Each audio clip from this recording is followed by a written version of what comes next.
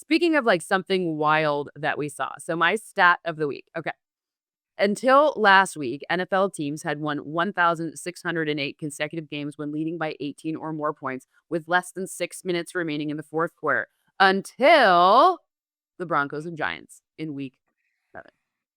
What did we see there? Like, was that the ghost? Again, unconfirmed conspiracy theory. Here we go. The ghost of Demaryius Thomas was like, no, not on the day when I'm posthumously being inducted to the Ring of Honor. Will you allow this to happen? When you see statistical impossible comebacks like that, so many things have to go wrong.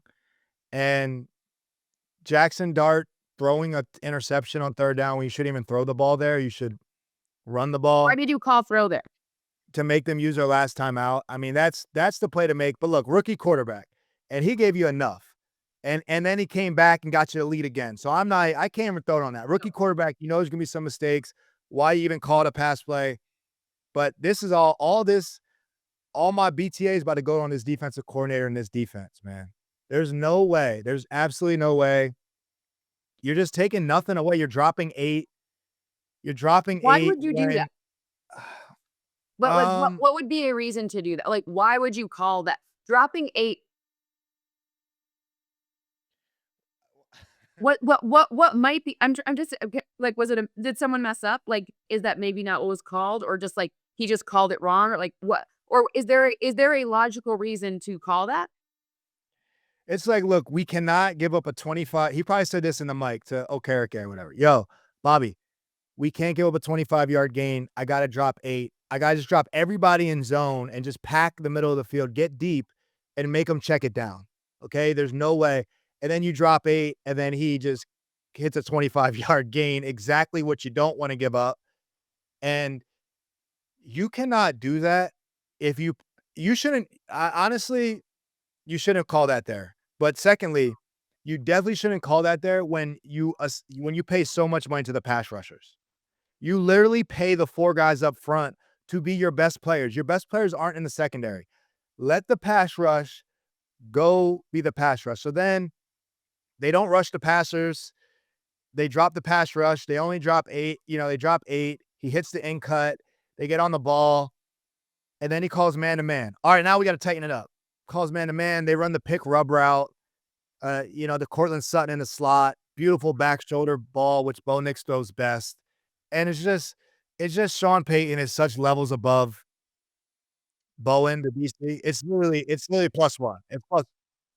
It's +1. It's literally playing 12 on 11. It was just +1. And there you go. That's all she wrote. They have no confidence to close out games. One, that team hasn't closed out a lot of games. They haven't won a lot, so they haven't been there a lot. So they don't have that experience of closing it out. But 2, that coordinator hasn't called a lot of closeout games like Sean Payton has closed out a lot of games. And Sean Payton knew his tendencies through and through. He had the exact route to beat drop coverage, and he had the exact route to beat man-to-man. If he called those plays in a different order, neither of those plays worked. He knew exactly what the Giants were going to be in. It's like walking the dog, man. He walked the dog right to the end. So I see why Giants fans are frustrated. I had some DMs like, Logan, what are we doing? And I'm like, brother, I don't know. I honestly don't know, but that was not it. Hey guys, we need your help. We've noticed not all of you are subscribed to our YouTube channel, so subscribe today. Subscribe, hit that button. I mean, it was a little deflating just in general because you have this like spark for the Giants with Jaxson Dart, and it finally feels like they've got the swagger, they've got the play call, like they're doing it without Malik Neighbors. They're doing that's against this Broncos defense, which Sean Payton himself has said it's one of the best defenses that he can remember. Some of the players on the defense ahead of the season, I did preseason with them. They were like, we want to be that Super Bowl 50. Now this is Super Bowl 60, but like we want to be that. That's our ask. We will accept nothing less than that. We want to be as good as them. Now I know everybody says that every year, but they actually have a really good defense. So you're what, and Jaxson Dart's doing it against the defensive player of that was really impressive, right? And their O-line is not one that I think is great, and he was doing a great job of navigating around that. So it just feels like really took the wind out of this. Like, it feels like that was a big psychological or, want to call it momentum, but psychological shift for sure. It did. Look, it seems like, all right, Giants fans, like, you got a bright future with this quarterback. You found your quarterback, but they're like, "No, we could be in it now based on how the division's going." They could be in it now. That's how they feel. But at least, they got the quarterback going forward. Teams are about identity. 100%. You have the offense, you have the defense. Me and Zach explain how it's almost two different teams on one team, but a team has an identity. Who's going to win the game? Who's going to close out the game? We knew in New England we were going to play really good defense. We are going to be one of the highest ranked defense. We're going to be really good in a situation, but Brady's going to win us games. When we're not playing well, Brady's going to win us the game. When it's a tight game, Brady's going to win us the game. If we need a comeback, Brady's going to give us every score. We just got to make a stop to compliment Brady. Get the ball to Jordan. Okay. The Giants, the way you built this team is you drafted Abdul Carter, you paid Brian Burns, you paid Dexter Lawrence, right? You drafted Kayvon Thibodeau, top 5. You got Okereke, one of the best middle linebackers in football.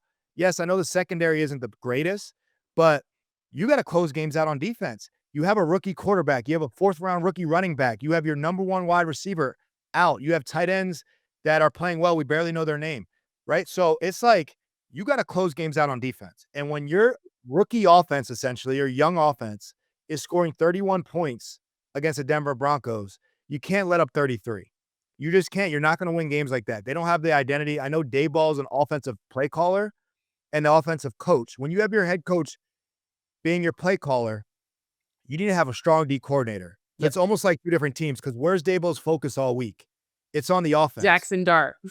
It's on the offense. Yes, it's on the offense. Your defensive play caller needs to be your defensive head coach. He needs to be head coach like, Yep. strong. Oh, it's our personality. I don't see that over there. So they got a defense with a lot of talent and a lot of assets, not closing out games. Yep. Right? They don't have Vic Fangio on defense. They don't have Steve Spagnuolo on defense, right? They don't have these strong former head coach coordinators that are head coach like on that side. So the defense out there playing as well as the offense is playing and not. Giants would love to have Spags, just so we're clear. For sure. Are you kidding me? So to They me, get a it's like, Super Bowl ring with Spags. Just, that happened. That already happened. We've seen that one. right, a guy that can call out games. So Sean McVay, or sorry, not Sean McVay, Yeah, Sean Payton. Sean Payton out there just playing chess. The Giants are playing checkers. There's a +1 down the stretch. That's our theme this episode. But that's you got coaching malpractice. So write a letter to your nearest to WFAN or write a letter to the Giants, whatever the address is. You had defensive coaching malpractice. I'll call it that.